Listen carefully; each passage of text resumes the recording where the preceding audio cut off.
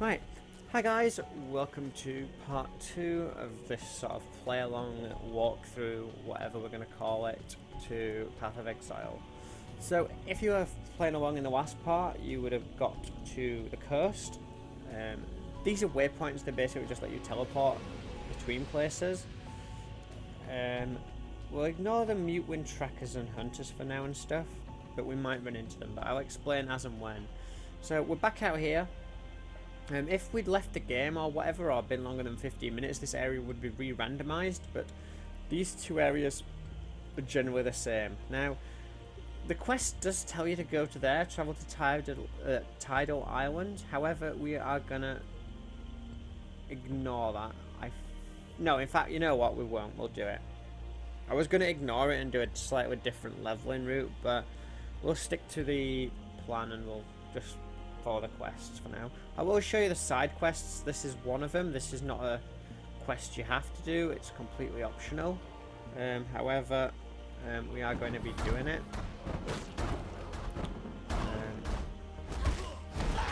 So yeah, and we're level 2, just for anybody wanting to keep up with levels, and we're going to go to increased spell damage 12%, which boosts that to 18.3 DPS. As you can see, if you can get the enemies to get hit by the second bounce as well, it's very favourable. Like there, line it up, hopefully it hits that guy at the back. No, it didn't. Yeah, you can just sort of run backwards while casting these. These new enemies, I have a bit of an energy shield as well. I'll let him just recover it, and then, but there you see, the blue bar is energy shield. Same as ours, to be honest. 8% increased spell damage isn't that useful, but it is a white item, so that makes it useful because we do need to sell them.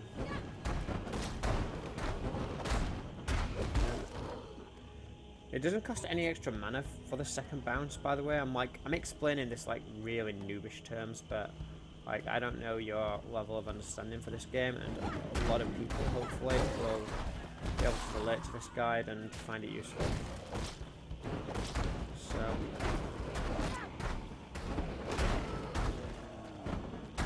but as you can see, some of these are getting double hits, and some of these aren't. But yeah, we'll just group a few enemies up.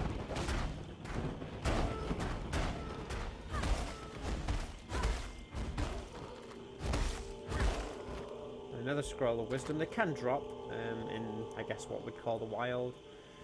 There's just a bit more dialogue there, which we're not really that interested in. We're just going to try and find the boss and get on, because we don't really have to take sort of this long around here, but because I'm sort of walking you guys through it. Here's the boss. You can kind of tell due to one, there's frozen ground, and two, there he is, and he has a frost attack. Now we're just going to do like we have been doing, however we're going to run more in a circle. Why are we going to run around in a circle? Well, because I run out of mana. But yeah, see, you can automatically sort of pretty much guaranteed to dodge the spells. So just spell, run, spell, run, spell, run. It's going to be the case for most bosses. Now we have a superior mana flask, which we found in the wild, which gives us 103 mana. So I am just going to chuck that there. It has no charges because we've only just found it, and we also have a few other things too, including the green medicine chest, which is a quest reward. We also got a superior medium life flask, which has, because it's blue, it also gives us some other stuff. So it's increased amount, but it takes longer to do. But it is medium, so it is going to be better. But we can't use it actually, we need to be level 4. So yeah, that's something to bear in mind. And same with the hat. So we did find a chromatic orb as well. These are just another form of what I'm going to call currency. There's a lot of different items in this game that are referred to as sort of currency items. So we're going to have to get very familiar with the term currency really quickly. I am just going to head back up here. We don't, again, I'm playing sort of very very cookie cutter and generically. You don't have to do this. Like, you can sort of run 2 or 3 areas without going back to town. However, just to play it by the book and to show you guys the quests and stuff, especially like the first time through, we'll do this. So we'll take this back to town and we get a reward. Now you can take another medium life flask. As you can see, this one gives like 200, like due to all the bonuses it gives like 250, whereas a normal medium life flask gives 150. A normal medium mana flask gives 90. This one gives 103 due to the extra 14%. We are going to go with the quicksilver flask. Because we're in town, all our flasks get fully charged as well. The quicksilver flask basically just gives you a movement speed boost. It's fairly useful if you need to run from stuff. Animals don't seem to. And it's pretty much like, yeah, just buy it. I mean, just pick that one. If you want a life flask though, you can, but again, like, don't. If you're gonna do something different to what I'm gonna do, then you can't say, oh Jay, blah blah, this doesn't work, this sucks. And again, you may have different, like, an experience with the build. Like, I'm used to the build, so I'm used to casting stuff and how the build works. You won't be as such. So each person is going to have varying results, but if you follow along what I'm doing and taking in what I'm saying, you should have a pretty good chance of having a really fun time with this build like I have. Maybe it's not action-packed enough for you, this build, that's fine, but if you are just wanting a build to get you into Path of Exile, this is absolutely perfect. Now, in this area there is 3 eggs nests, which we can locate using rivers. There's also zombies that come out of the ground. And we do kind of get a little jump start on the zombies that come out of the ground, which is kind of nice. Take the amulet, it just has increased mana regen, which is alright. It's not like the best stat ever, but it's not bad. But here's these so-called rivers that I was on about as well. And we have these enemies what charge, which I will try and show you if they actually charge me and how we can sidestep them. But for now we're just going to auto-attack these guys down. And there's one guy charging me what I dodged. There's another one charging me. Yeah, again, anything that like runs in a direct line, circling is generally a pretty good strategy to use. We'll just kill the last one normally. We'll take the other superior item and we'll leave it at that actually. I'm not going to be picking up everything. We are going the cast speed, so we do want to get the cast speed route to Elemental Dominion. And we do want to click on this rower nest, which gives us a glyph. Now, this looks interesting, right? This lightning thingy. Let's level our gems up. There is sometimes when you don't want to level gems up, but this is just a shrine. Oh my god. And yeah, don't get too overwhelmed by stuff, because just like I nearly did, you will die. Here I am. Oh, I know my build, blah blah blah. But yeah, if you don't pay attention, you can still get messed up.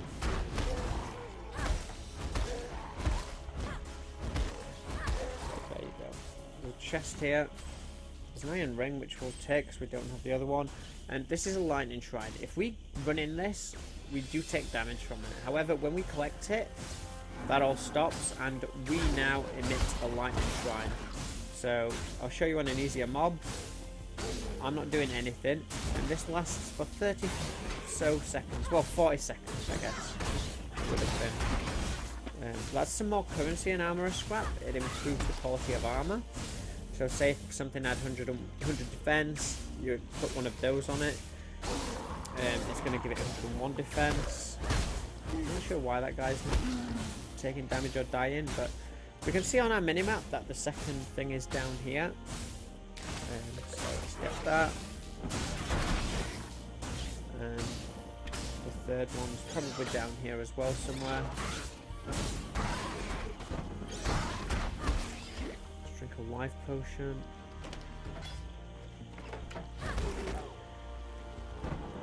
You probably find you go for like a certain life of flask thing more than others.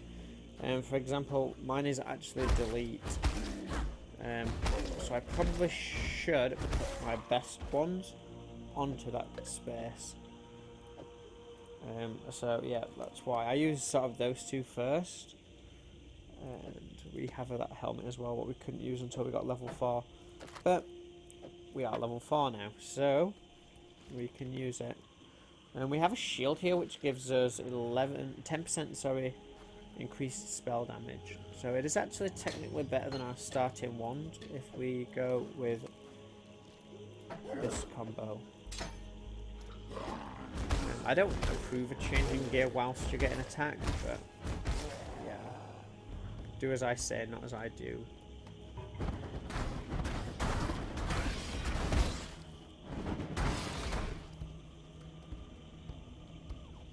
The third nest is just down here, it seems. Like I said, the rivers connect them all.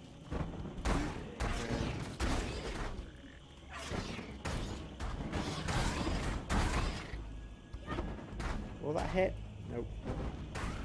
But yeah, like I said, if you sidestep their attacks, it's really useful.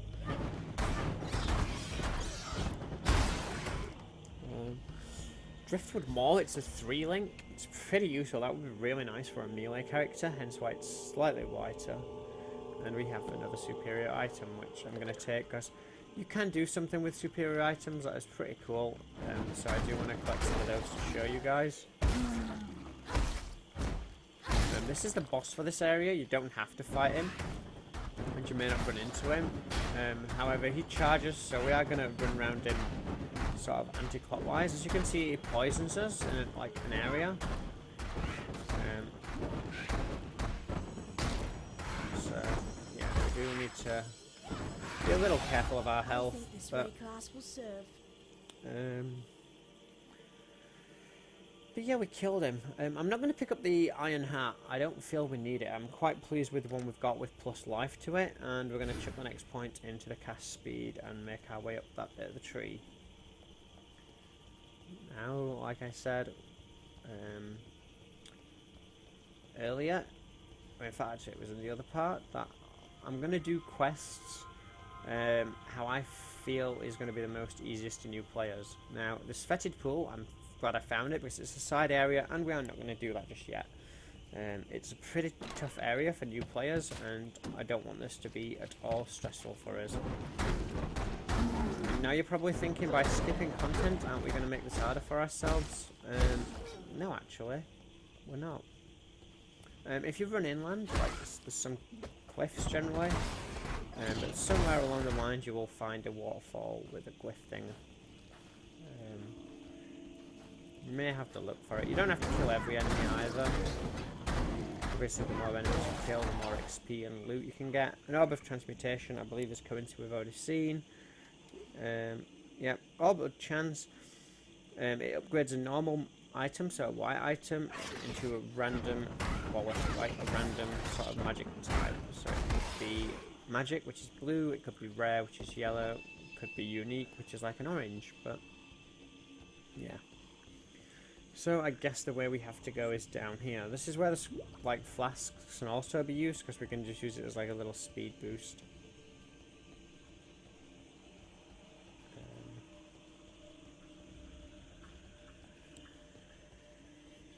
There it is, and just a few rollers on the way to it, but nothing amazing. As you can see, I'm starting to pick white items up less and less. I probably should still be, but yeah, let's do it. Ooh, 12%. See? And now our lowest one is this 10% wand, so we're gonna swap it out, and we're at 23.3 DPS. We'll keep hold of that so that we can sell it. So all we have to do here is there's a we have to literally just put that into there, and the submerged passage becomes enterable, which is the next area.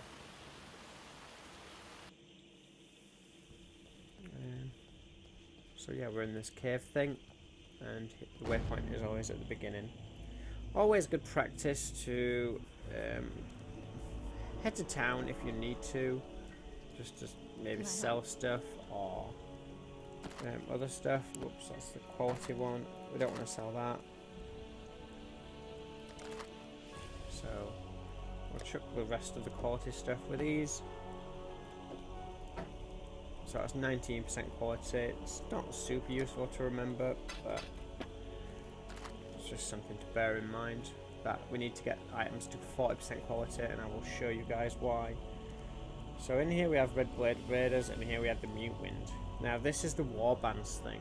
There's different sort of like clans fighting, and you can bump into people. Enemies in here like seem very overwhelming, because there's a lot of them, but they are quite weak. These guys are very annoying because they sort of like have 2 life stages to them. That's 10%. It's an amulet. We'll take an amulet.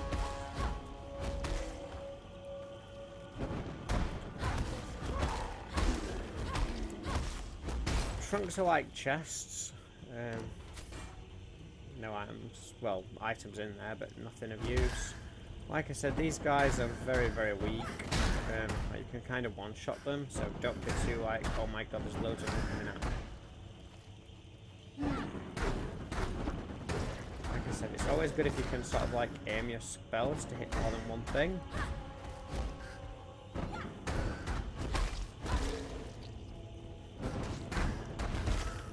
Like so. And we're just going to work our way through. That's a portal scroll. It is technically currency, but we right-click it and we get a portal to go back to town, as you can probably imagine from the name.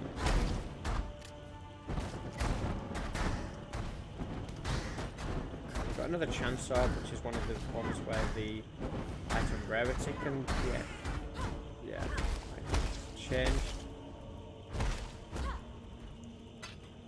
In fact, you know, I probably don't want to leave these. I kind of do want to leave them, but I don't want to encourage it. So, yeah, like I said, if you just need to take your time and then do so. I'm just going to hug the left wall. That's generally a strategy of mine for clearing stuff out. I am going to chuck a potion here. And I'm going to, like, sort of cast and run back. And I'm going to take the coral ring. This is one of the... there's 2 of them, it seems. These are the clans that I was on about that are like dueling. These guys are probably going to be pretty scary if... Yeah, if you're new to the game. However, all we're going to do is just cast and move back, cast, move back.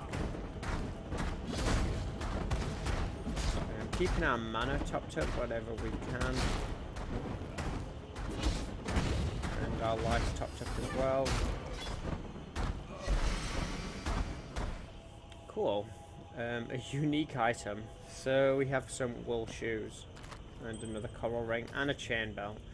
So I can't guarantee you are going to get this item. In fact, you probably won't. And we are going to switch, because we're not using auto attacks that much, I'm going to switch out the auto attack boosters and have